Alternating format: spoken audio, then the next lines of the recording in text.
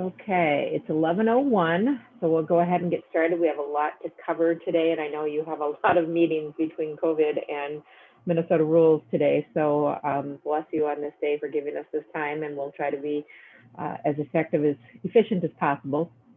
So today is July 29th. Minnesota licensure goes forward in a couple of days, so this is kind of wrapping up a few things. And there will be some additional work going on going forward, and we'll talk about that a little bit, but let's go ahead and get started with our prayer. So I picked one. I'm a little stressed about getting these admission documents done because each one of the facilities is about 500 pages. So we'll go over that in a second too. But loving God, please grant me peace of mind and calm my troubled heart. Give me the strength and clarity of mind to find my purpose and walk through the path you've laid out for me. I trust you, God, and know that you will heal the stress, just as the sun rises each day against the dark of light. In Jesus' name we pray. Amen.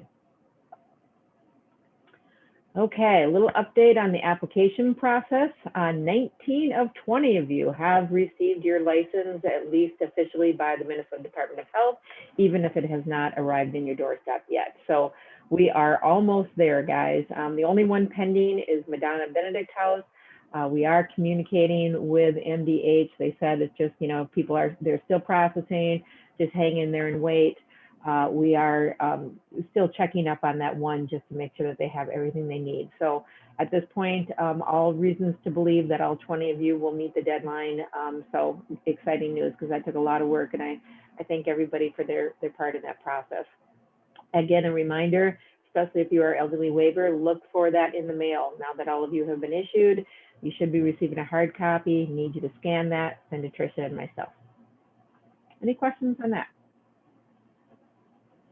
All right, moving ahead, we're going to turn it over to Miss Jerry, who is going to go over the the policy that should now be on your screen. Let's start with the policy. This is the hints. Oh, this is what you had sent me. Is there another thing in here? If you give I sent two at different times this morning. Oh, I'll pull up the other one. So the last policy that Evans and I had to work through was a policy on behavioral expressions and behavior management. And so this policy has been created. It will go to the ELT in a couple weeks, but it will work for now. And so basically, all of you that have dementia units should be completing, at least one or two people in your organization completing that program with the Alzheimer's Association to get the training to be a trainer.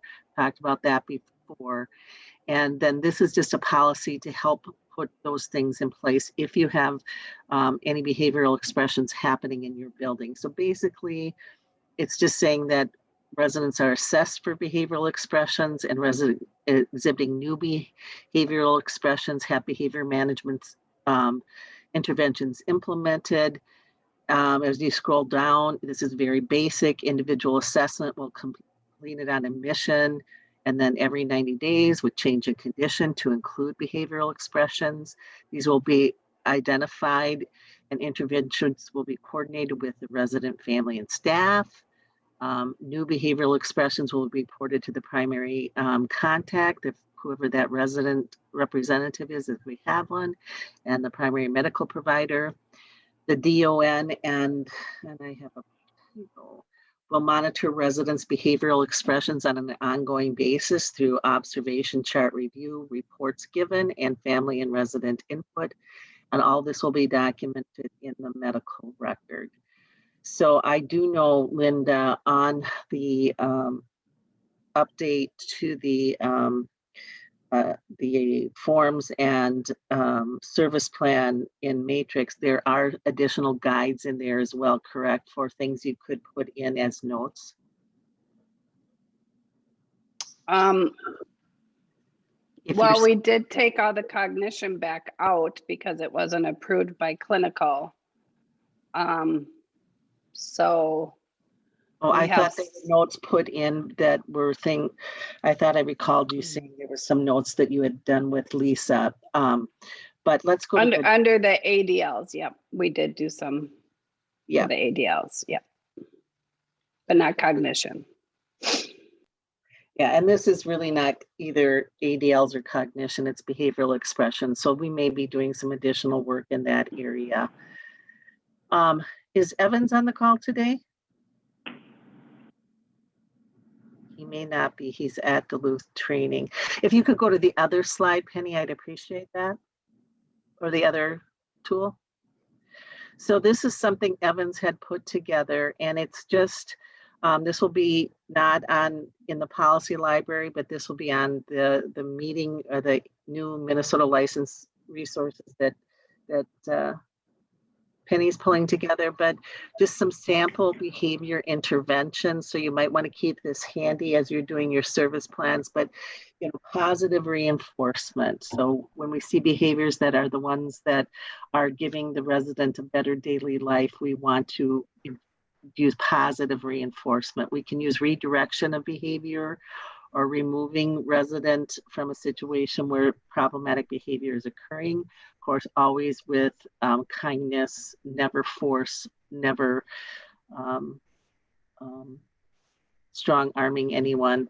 Working with the resident to regain control of the situation using relaxation techniques. I know I find when I work with individuals, if I start talking slowly and I start taking very deep breaths, there's the residents may mimic that with you. Always approaching with an open body language, eliminating items from the environment that may be used to cause harm, providing alternative options for a safer way to express their behaviors, de-escalation techniques. And then of course, if appropriate and prescribed by the provider, we would use pharmacological and non-pharmacological interventions. Go down, Penny, please. Some of the things, and this is not news to any of the nurses, but just a listing of some of the things that could be behavioral expressions. I see I get a type. And then other things to watch, possible triggers. Jerry, before you go on, if you guys can just mute yourself if you're not talking, that would be great. It looks like it's Sia. Go ahead, Jerry. Okay, and if you go down, Penny, just watching for those triggers, things that can trigger behavioral expressions include, physical hunger, thirsty, tired. I right now I'm thinking of my 6-year-old grandson, because we know as soon as he gets hungry, we're going to see more expressions. Not having things to do, inadequate sensory input or interest, and then of course their hearing aids and glasses so they can interact. When we make changes in the environment, I know I have a sister-in-law whose grandmother lived to be 100, and her daughters came from out of town, did not see her often, and they came in, and they decided to move the furniture around to make it better. And she told my sister-in-law, when she called to invite her to dinner, she goes, "You're not going to be able to find me. I'm in a different place." Because the room, just changing the furniture in the room made her think she had moved. It was no longer her home. Staff changes, medication state changes, always watching the environment. There is no overhead paging anymore. That is one of the things that's in the new regs, but visitors, I know Penny and I were doing a tour in a building and she goes, "Let's go into the dementia care unit." I'm like, there was 4 of us. Maybe that's not a good choice right now, because that is very disruptive to the environment where people that have dementia or behavioral expressions. Lack of a routine and program, and it can be the converse, strictly sticking to a routine and program, and then any recent trauma. So we will be, as we roll out the dementia care training that Lisa Johnson has prepared and other things, this will become more robust. I know many of you do these things already and you're skilled in these. This is just giving you some additional tools to help you be successful. I don't know if we have any questions or not.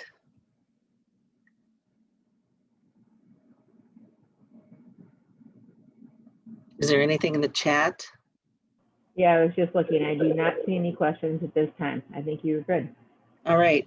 Thank you, everyone. I know this has been a huge lift for you. It's a huge lift with all that's going on. Just thank you so very much for what you're doing.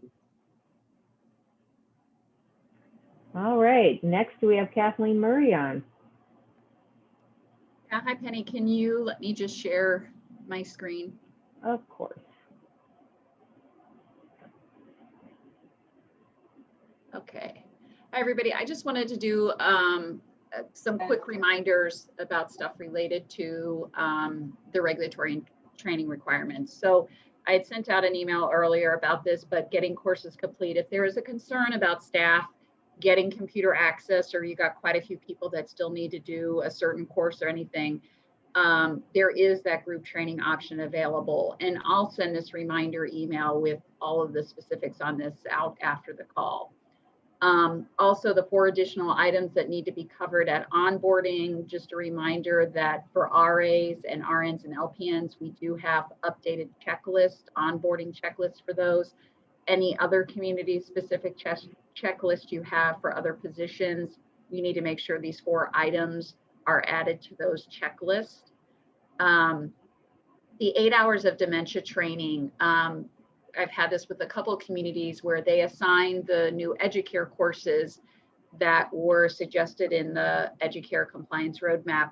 But just to also remind you that you have to check each of your clinical staff's training on their dementia training, because it probably varies by associate. Some might have 3 hours done, 4 hours done. So you got to go back in. If they've got 3 hours, assign 5. If they've got 6 hours done, they've got to assign 2. So just to double check that they've met that 8 hours of dementia training. And then also a reminder, because this is basically having to form a new habit, the training checklists now require a signature of the supervisor and the associates. So Educare went in and updated their training checklist in their file cabinet that, they added the signature lines. They also added location, license number, et cetera, that all needs to be on there. But now you have to then print those off and sign those and put them in the personnel record, where you used to be able to just go into Educare and print off a transcript if you needed it. Now we need to actually have a signature and put in the file. So just a reminder that those lists do exist already on Educare for you. Just got to remember to print them off and sign them and attach their transcript to it also. And then final reminder, if you haven't done it already, which most of you probably have, is that Alzheimer's training course for that one person you're designated to oversee the dementia training. So those are just kind of the main reminders. There's a couple other small things, but I'll send this out to the housing managers, the DONs, as well as all the Educare registrars today, just as a little update. So that's all I have.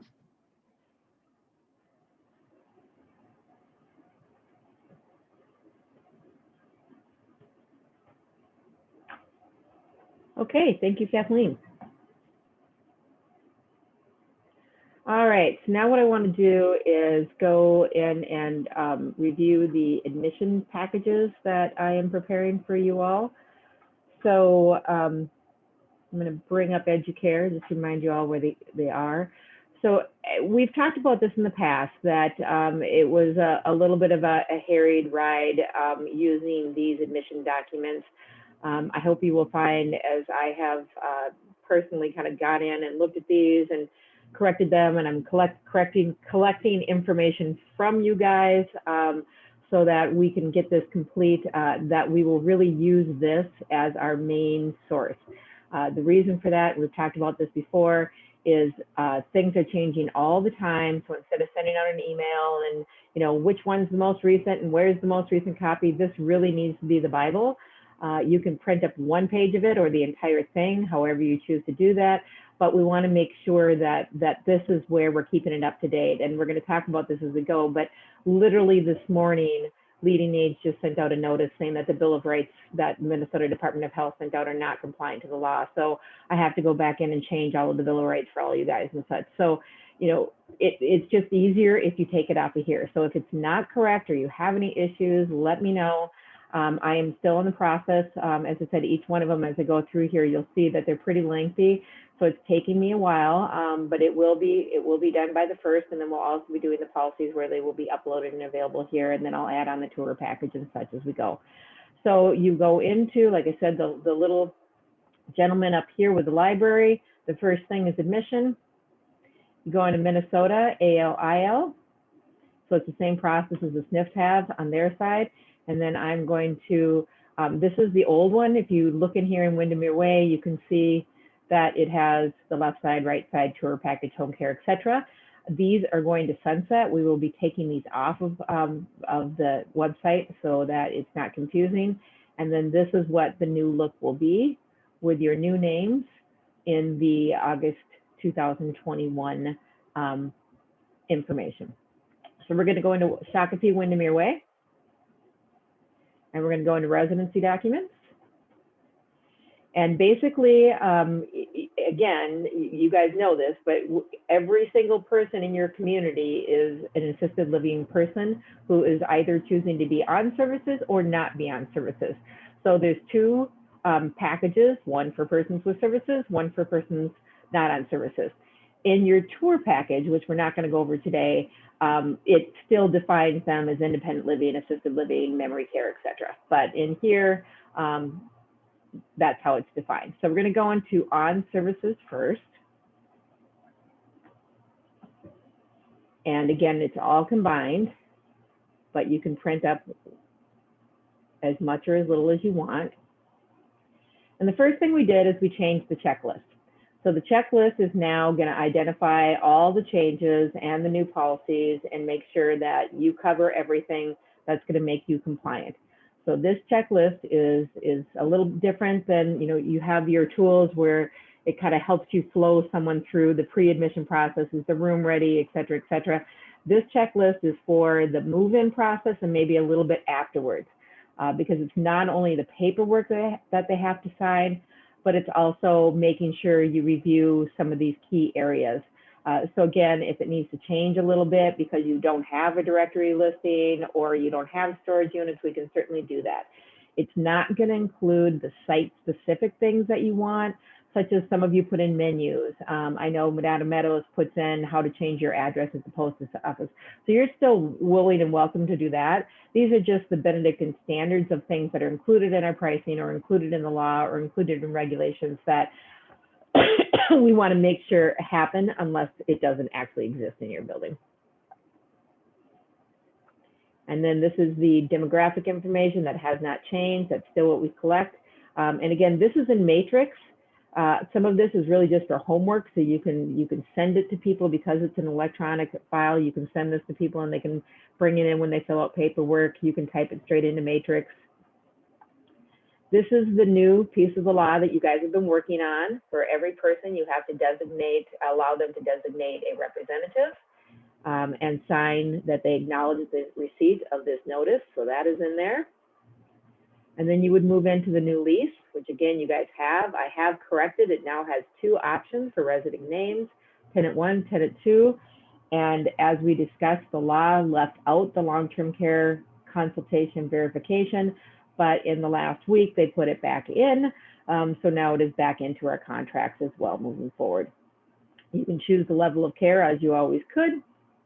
Here is where you put the designated representative.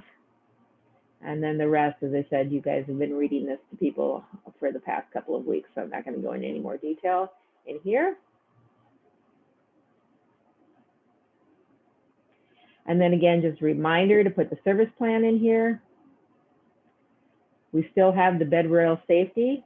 So we're combining, when there's no longer a home care package, we're combining the 2 packages. If you guys want to separate this out between nursing and admin, you certainly can. But again, signing that I understand that. Your same old public policy is in here. We've added the orders for admission in here.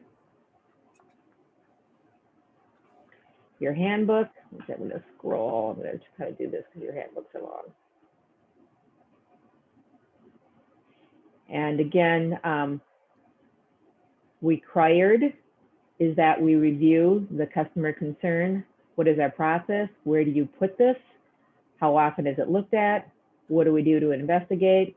So we not only need to have it in here, but we need to make sure that they are understanding it. And then we go over our emergency plans. The emergency plans are going to be available on a website in a more detailed, but where do they live? How do they get out? What do they do? And what are some of the detailed emergency things that they should be aware of that are included in the handbook? What do you do in fire? What do you do in tornadoes? Do you stay in place? Do you go into the garage? You know, what's your particular practice based on your risk assessment and evacuation plan? You can see Windermere Ware is quite large. They have very many evacuation routes.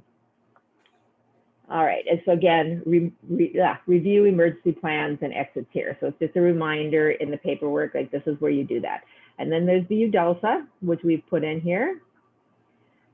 Again, this cannot be changed, even though it's a PDF format that you can technically change unless you tell the state. So you can't just change it internally. You must notify the state and give them 30 days notice. Another really long document. Scroll down. And this is for the resident to sign that they've got it. And here's the change. What I sent you all out was the Minnesota Department of Health Bill of Rights. You do not need to go backwards, okay?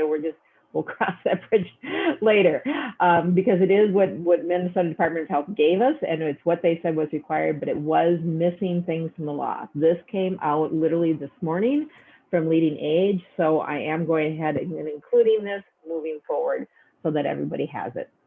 So that's why it looks a little bit different than what you've seen so far. And again, in here, what I'll do is I'll populate this for you guys so that it has that information in there as to who to contact. Hey, Penny, it's Barb. Just what was the change for our own information?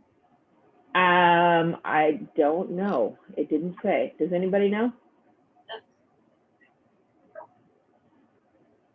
I'll ask Bobby that question. I didn't give a crosswalk.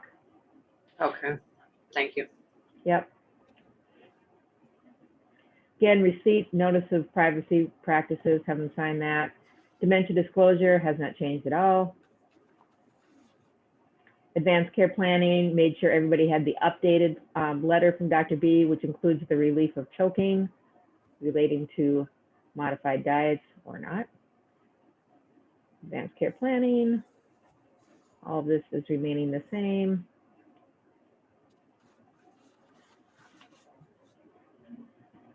Whole life sustaining treatment, again, all the same.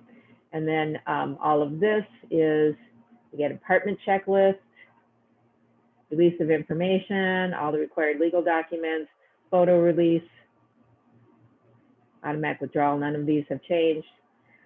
This again is in this package, not because we want to do it manually. So what we're moving on, where'd it go? I lost it. There it is. Okay, so as a reminder, this is the person-centered wellness questionnaire. This is also in Matrix and really should be done in Matrix. If you have the capability, you should just bring your computer in with them, ask them the questions, go through it, what have you. But what I find easy, and a lot of you are doing, which is brilliant, is you're actually keeping this in your admission package and you're giving it to the resident as homework. So, hey, sign all your documents. Here's a little bit of homework. When you come in, we're gonna ask you, we're gonna go over this with you and see what we need to do to help make sure your care is tailored to you. But I'm gonna go ahead and give this to you as homework. That's why it's in the admission package. So they can fill this in and then you can transfer it over to Matrix, and then without having to be there through the whole thing, you can just talk them through it. And then again, what were your preferences and routines, and what am I going to do about it, and what do I need to build into the service plan? So that's why that is included in there. Pet fee is optional. Many of you do not allow pets. However, if it's a companion animal or a service animal, you must, and then the price obviously would be $0 because you can't charge for that. So that's why it's in there as optional. This is the meal out acknowledgement form that we talked about. I did make this blank and this blank. I know some of you, such as Ashley, one of these meals you don't even offer. Denise and I are working with Ben to see if we can make this even simpler into the future. But again, for now, it's right here, if they so choose. And then if you do not have Voyant, let me know. This is how you set up the phones for those of you who have Voyant, which is most of you. And then lastly is the tenant acknowledgement form. That includes all of the things that I just reviewed, all of the things that need to be covered by the law. It has in here that I receive information on the complaint procedure, and I understand that I can contact Elle. It also says I understand I can contact her for referrals and arrangements for transportation and additional community and social services.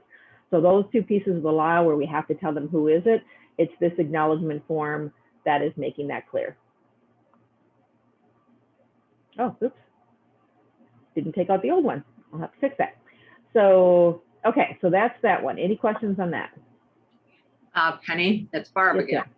Yep, hi. Oh, I know it went kind of fast for us, but Oh, I can slow down. I'm sorry. I'm just trying not to waste your time. it's okay. You're not wasting our time. The one thing I didn't necessarily see, but maybe it was there. What are we doing in terms of that dementia training disclosure that we have to provide to consumers? Yep, that's a really good question. To me, that is going to be, there's that list of policies that we need to have done. And in the list of policies would be, so this would be the training and the education.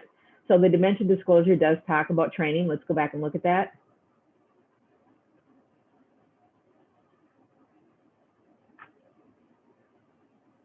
You know, there might be less pages if you buy a house. I know, what is this? This is 124 pages. I mean, that's insane. It is insane. Dementia disclosure, Bill of Rights. I think dementia disclosure comes right after this. So the dementia disclosure is some standard documentation. Is it above? Hold on, where is it on my list here? Bill of Rights, it's after HIPAA. Okay, so let's. Oh, there it is. I see. Yep. Here's the dementia disclosure. It talks about the philosophy. And I worked with Dr. B to write this as far as the general philosophy of care. It doesn't go into, I staff 2 RNs on night shift, et cetera, because you're already posting your staffing. So this is something that we had before. And then there is additional policies on the education and et cetera, that it's my plan to put on the website so you can just reference it for them, that this is where you would get that, so that they have it, because I have heard from leading aides that we are allowed to do that. Otherwise, it would add probably another 50 pages to this document. So we're going to go that way. But this talks about our philosophy, our admission criteria, our evaluation process, our staffing model, our training. Here's the information about our training and what it encompasses. Our physical environment. Okay, great. I hadn't seen it this before, so that's great. Meets the requirement. Beautiful. Thank you. Yep, you're welcome.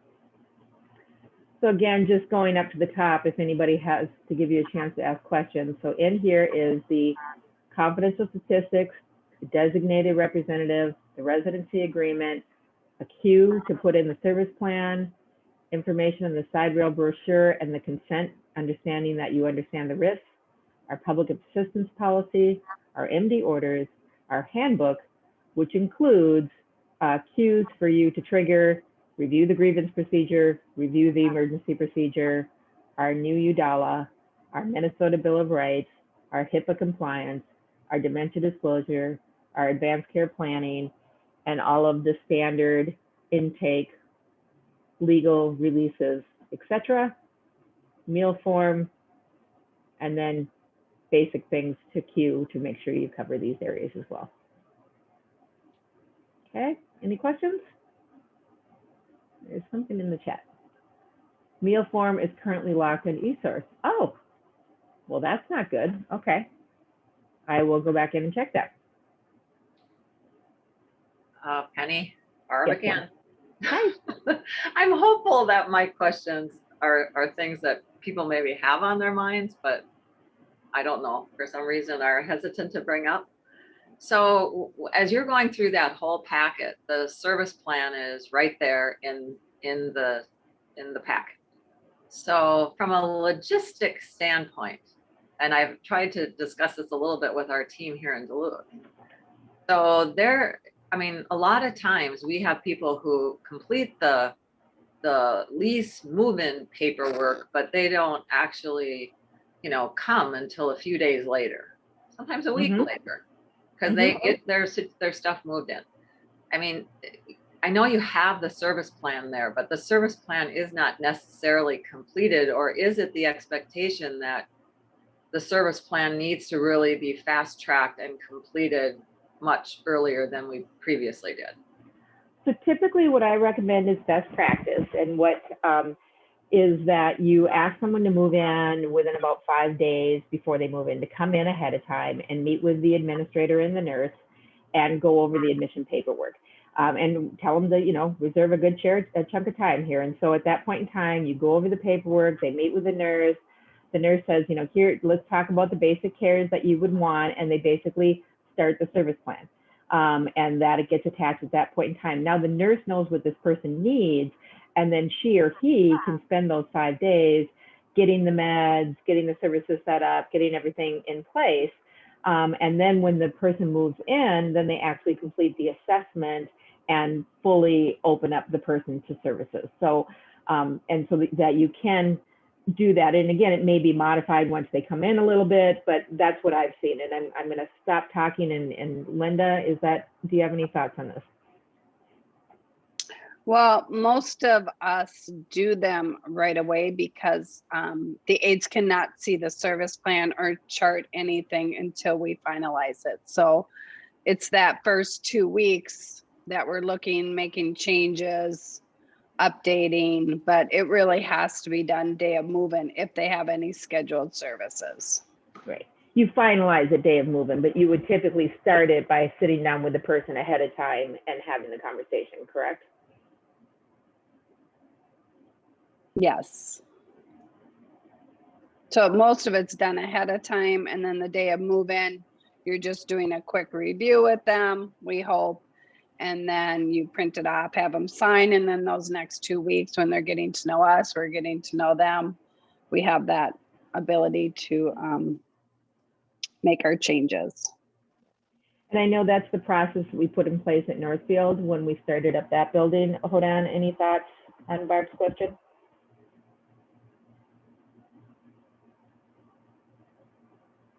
If you're on mute, Hodan, take yourself off. Yes, hi. This is Hodan. The lease can sometimes be signed earlier and some of the information within the lease, but we always do the service plan on day of admission. We gather the information and the residents' needs before that, whether we fill out the service plan before that and finalize it on the day of admission. Sometimes I take paper notes. I mean, the pre-admission assessment would help. So I know what the needs are. And then the day that they admit is the day that I actually do the service plan. Yep. So I think we're all saying the same thing. The nurse meets with them ahead of time and gets everything pretty much initiated, and then you close it on the last day, and then you would attach it.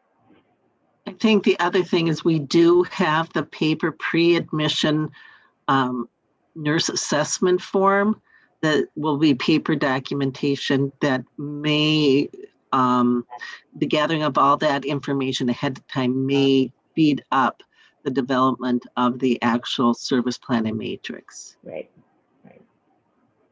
But at some point, and so you'll notice in this, for example, it also includes the person-centered wellness form. That's not going to be completed until after admission.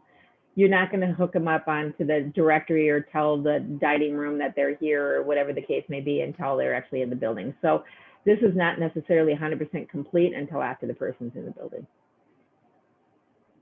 Did that help at all? Yes, thank you. Okay. Yep. Okay, so as we talked about before, the other thing is we have people who are not on services. And I'll slow down as I go through here. And so thank you for that reminder, Barb. So this one's a little bit different, not a whole lot. But again, this person's not on services, so we're not going to see any nursing. So we've got a little bit of a revised checklist. And the way you can tell the difference between the two checklists is this one literally says no services. Still got everything else you need, but in this one, it's going to have something different, which is the vulnerability assessment. So I'll do the scroll so we can go a little bit slower this time. Again, we've got the matrix demographic information. Really good idea. And if you want, I can pull this out separate. This is something that you can send to people, and then they can fill it in and bring it with them. So you don't have to do, have them scrambling for their license and their Medicare card and all of that while you're with them. This is the designated representative form that they need to sign saying, I want a designated representative of my choice or I don't. And then if it's a second occupant, you're going to want to do a second form. Every single person needs to be allowed to have a designated representative who is not a legal person. It's just saying, I want Jerry to represent me. In the agreement, same agreement, no difference between the two, the resident names, their long-term care consultation verification, which is the senior linkage line number. That's what that is. In this one, they would be, depending on what type of unit they pick, but it'd be IL, basically. They're not on services, or they might be some of you are only AL, so you would pick AL, but not on services. You would put in your monthly rate, which is the base rate, and then here's where you would add those applicable fees, right? This would be, once the nurse has a chance to look at it and finalize it, $1,000 for level 3, whatever it might be. Vehicle information, pet information, even if you don't take pets, this is on here just in case, because sometimes you have no choice. This is where you put the designated representative. So if they've chosen to have someone, you put it here. So it's in the records. Contract is personalized to you all. This is the exact same contract that you already have in your hands.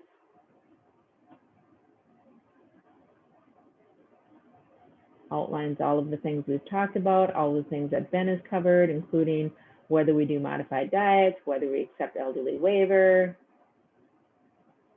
It tells them that they don't have to have food. If you have not already seen it, Ben wrote up talking points for us that outlines the contract, and Janice wrote up talking points for us on about the food and how to talk about that. Basically, why would you not keep the food? It's such a great deal. And then we've talked about this before, but just a reminder to folks, the resident is the resident, right? The responsible party is, this is the community, sorry. The resident would be tenant 1, tenant 2.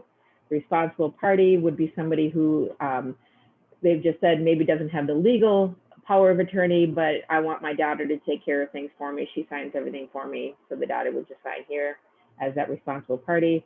Difference in the designated representative above. The guarantor is someone who is guaranteeing the money. So if my mom's on EW and EW is the studios and I want her to live in a single and I'm guaranteeing the payment of that, I'm guaranteeing the payment for mom, I'm signing as the guarantor. If I'm the daughter who has the power of attorney, I'm signing as the power of attorney, and then you should attach that document to it.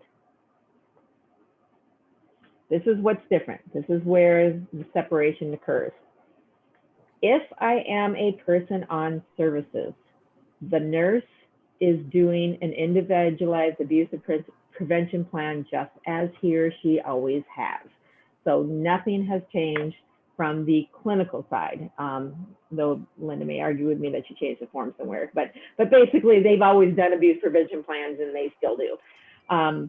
This is not for the nurse. And we talked about this one last time, but I just want to remind people, this is for the administrative folks. For anybody who is not on services, you need to go through this process and ask these questions.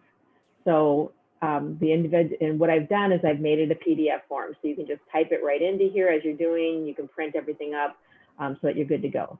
So the client name, appropriate care and services, refusing nursing services, nursing assessment. So nursing will assess for services based upon the request of the resident. If there is a reason to believe the resident would benefit from services, the nursing assessment will be offered.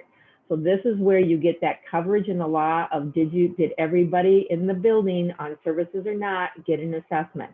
This way we don't have to pull our nurses in unless the person needs it or wants it. So when you do this abuse prevention plan, part of the abuse prevention is, do you need any services? Do you need to talk to a nurse, right? And so that's where this comes in, and that's where you cover that.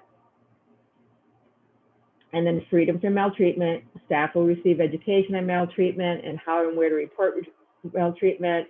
Staff suspect there is a potential maltreatment. They will report this information to the organization. The resident has an individual abuse plan in place. The resident has the ability to receive visitors and meet with whom they choose, including but not limited to. So you just kind of go through this checklist, and I'll be honest, it's not real intuitive in my mind about how you would go through this, but the resident will see a copy of the Assisted Living Bill of Rights. Yes, they would. So you check what's appropriate to that resident in here. The resident will receive information on how to contact OSC. Yep, they got that. The resident will receive the grievance policy. Yep, they got that. The resident reports potential maltreatment. Yep, they got that. The organization will support the resident council, and the residents have the ability to participate if they choose. We got that. You guys have already received policies, and a letter that you should send out once a year that just basically says you can certainly choose to participate or to start one up. So that's how you are compliant to that. And then we'll talk about policies and procedures in that a little bit. And then clean and safe environment. The resident has or does not have a history of keeping the environment clean, and then you just put some notes there. The resident is or is not able to manage their personal finances, and here's some notes. So like if they can't keep it clean, we added extra housekeeping for them.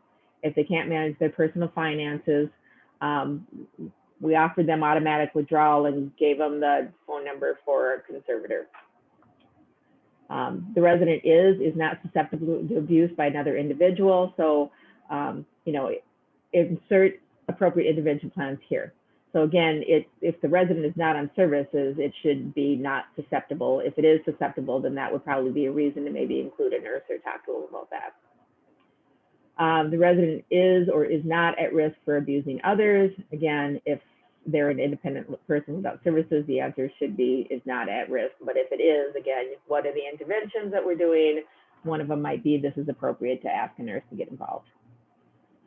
Is it susceptible to abuse by another individual? Yes or no. Is there any signs or symptoms of abuse? Yes or no. Is the resident at risk for abusing others? Yes or no. And then you sign. And if the answer is yes to any of them, again, it should be addressed above.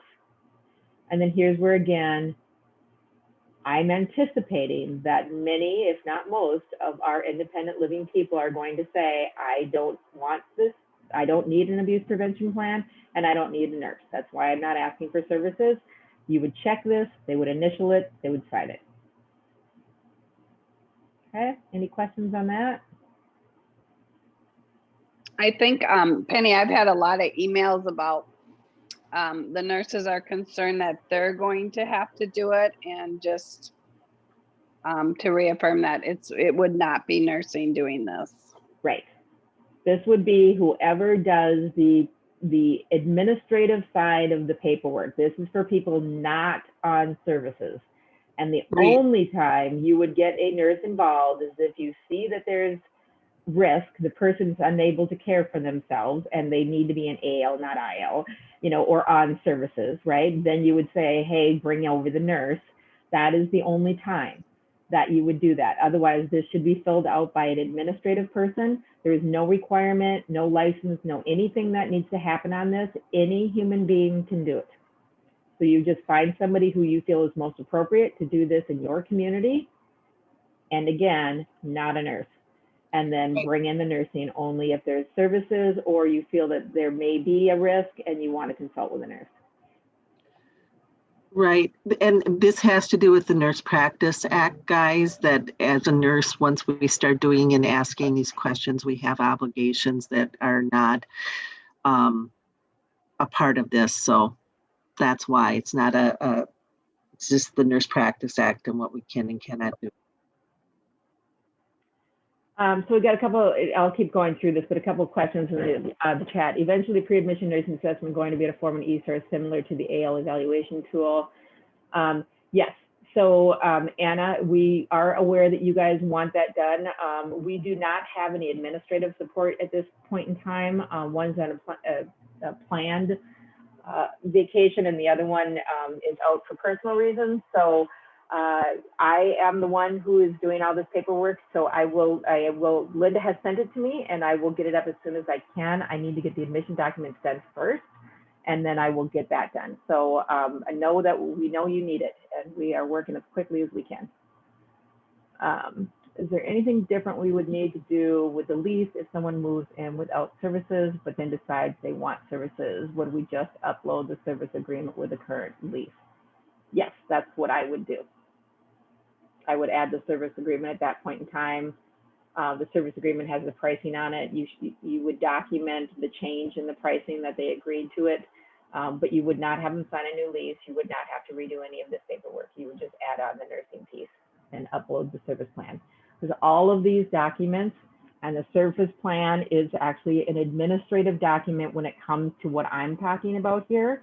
So it should go in the admission folder in Matrix as a document that's signed. And then again, nursing is looking at what they built on that service plan in Matrix Senior Living.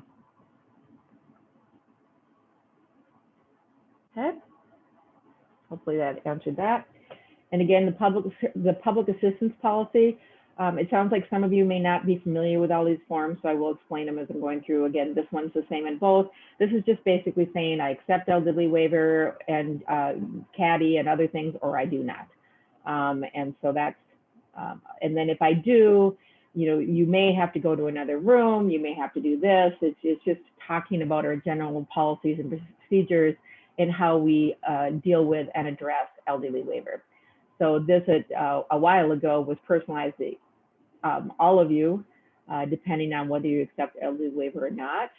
And so this is not a new document and is not new to the regulations. Again, the handbook, this is the Benedictine handbook, the standard. One of the things is that you'll notice in here, as we go through, you do not see any names. In general, it talks about you would refer to. It talks about, like, in here, this covers the law where it says you are responsible to furnish. Look at where here it talks about.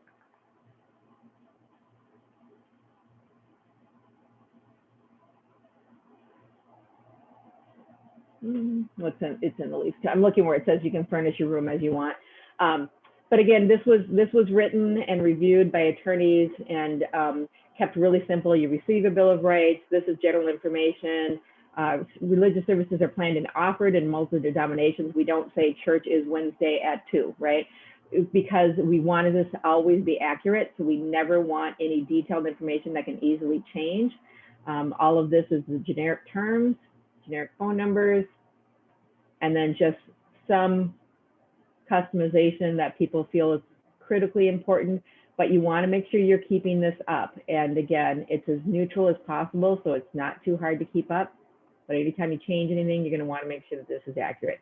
It covers your fire and emergency. This is standardized, so look at it carefully. If it's not what you do because you're not standard, you need to let me know so we can make it correct. What to do if an alarm is sounded. I know, for example, in Byron, this is very different in their independent living than it is in any of our other buildings. Evacuation routes, emergency services, wellness, basic housekeeping, again, pretty long document. It's what you do for each building, comes in a template. You should have worked for Lisa. Somebody should have worked with Lisa to get this done originally.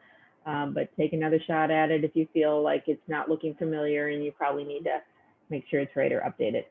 All of them have the customer concern and feedback form, which again, you want to point out to the person and tell them this is our process. Here's where you put it. If you have any concerns or compliments or anything, that's how you're being compliant to the law. Again, this is Windermere, so this is huge. And here you're talking about, oh, where's your apartment? This is this map. This is where you get out. This is how you get out. This is where we all meet. You're a shelter in place. We meet in the parking lot on the right side of the building, whatever your case may be. This is your uniform disclosure of services that tells, you guys all wrote this in the first place, so I know you know what it says. But it's everything we do. Here's the building, here's who we are. We provide meals. This is the detailed description of the nursing care we provide.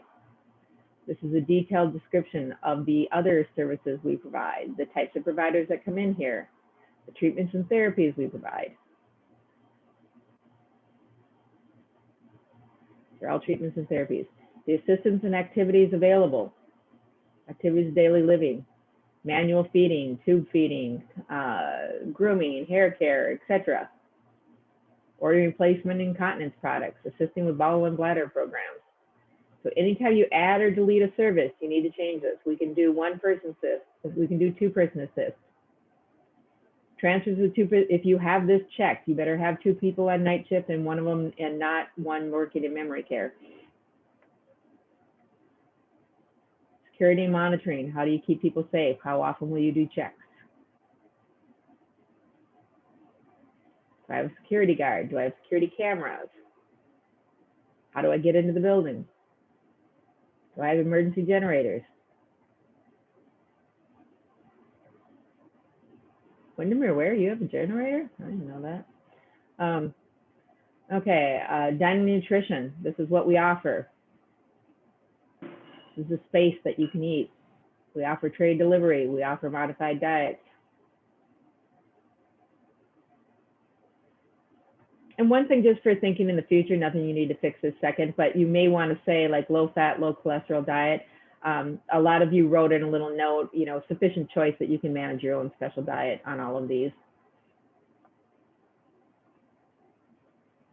This is housekeeping services, dusting, laundry, scheduled maintenance. So it's very detailed.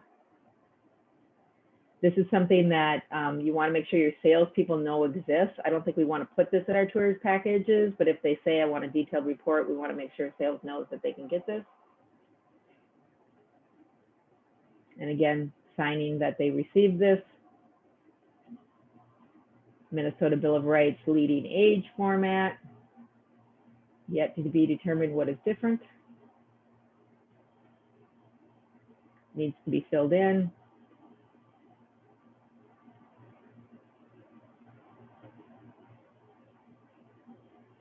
Notice of privacy. And down here, the only thing that's personalized to you guys, but it's not really personalized, it just says the privacy officer at Windermere Way. So it doesn't identify who that is, but in other areas, you're identifying that if you have any questions, concerns, or anything that you would go to the leader, here identified as L, so you're covered there. And this is their signing that they have received those documents and understand their rights. This is our dementia disclosure, same thing on either side that we just went through. And again, advanced care planning, relief of choking. So something to point out here, let me see where it is.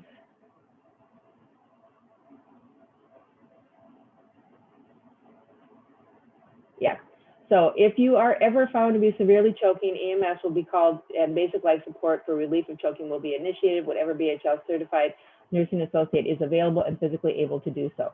So both letters, the on services and not on services, Dr. B is pointing out that we would only, even if you are a full code, we would only do that if we have somebody certified in the building and enough people that somebody can let 911 in and take care of you. And so that is the one thing that you're going to want to point out on this, depending on your building and whether you staff nurses 24/7. Honoring choices is just information for them. And there is a video on eSource, and if you need it, Jana is our expert in honoring choices and can walk you through this, but this basically just tells them why we think that advanced directives are important. There is a short form that people can use to give their directions until they get the pulse done. The pulse is always done by an MD, never, ever, ever by us, but we would like to have it and we would like to post it in the back of your door as well as place it in your medical record. And then apartment inspection, when they come in to do all their paperwork, you walk up to their room, is everything to your meeting? Yes, it is, it's great, or no, it's not. And then that gives you that couple of days to fill in, oh, what do we need to do to really make this up to speed before the person feels that it's 100% there, and then move out just to make sure you're documenting what needs to happen. Now that we have the non-refundable entrance fee, it's not about deduction from deposit, it's just about documenting what is there. Make sure that they have their keys, did they return their pendant, et cetera, et cetera. Information release, apartment number and telephone number. Can I release everything? Some of you have directories that you hand out to the residents so they know who lives where and what telephone number. Other ones, it's a directory that's on the front door where people can look you up. And so again, can I release both? Can I just release one? Can it just name only? What am I allowed to share with others and or enter into the front door so that people can enter the apartment? Photo release, I allow you to take my picture and post it publicly. You want a list of anybody who says no, so that at every occasion you can determine whether they agree to it or not. And these are the different types of people who are authorized to sign this. You would check, just like we said in the contract, who am I and why am I authorized to sign this and give permission? Automatic withdrawal, we would like on everybody. We talked about this before, person-centered wellness plan. So all this is the same because independent living people are assisted living people too. So this one would not go into nursing. It would just go to the activities plan to make sure we're addressing what they need. Or maybe your culinary, if they don't eat breakfast until 10 o'clock, same meal outage. And again, if you have Voyant, this is how you get Voyant. If you don't, just let me know and I'll take it out. And then a different checklist for person not on services. That includes, I've been offered the abuse prevention, I've been offered the ability to have a nursing assessment, and everything else is pretty much the same. Questions?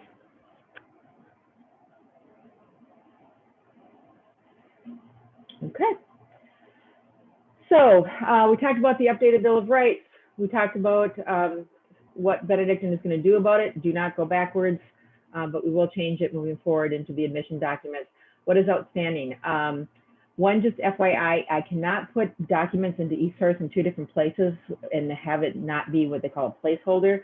So I will probably be putting things where they belong and not necessarily duplicated in the minutes. The Resident and Family Council, I did cancel last Monday's meeting because we did not have the meal tracking software set, and I didn't feel it was worth having a meeting just for the Resident and Family Council. So I will cover that at a future date, just giving you tools for that. Meal tracking, Jeff did make some changes.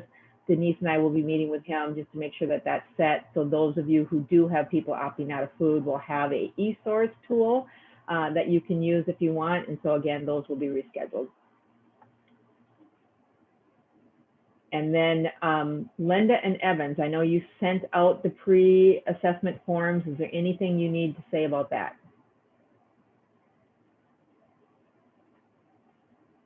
Okay. We have our COVID call coming up. Any last questions for me? Oh, sorry, Evans, you're trying to talk. We reviewed it and it's good to go. Okay. So that will be on eSource, and you sent it out. If you didn't send it out, they will send it out, and that will be on eSource by Monday. So it'll hit that first deadline, you know, the 1st of August. All right, well, without any last questions, then that is it for the call. Again, I thank you for all you're doing. I know this is huge. Doing everything we can to support you. Let us know what you need. Have a wonderful day.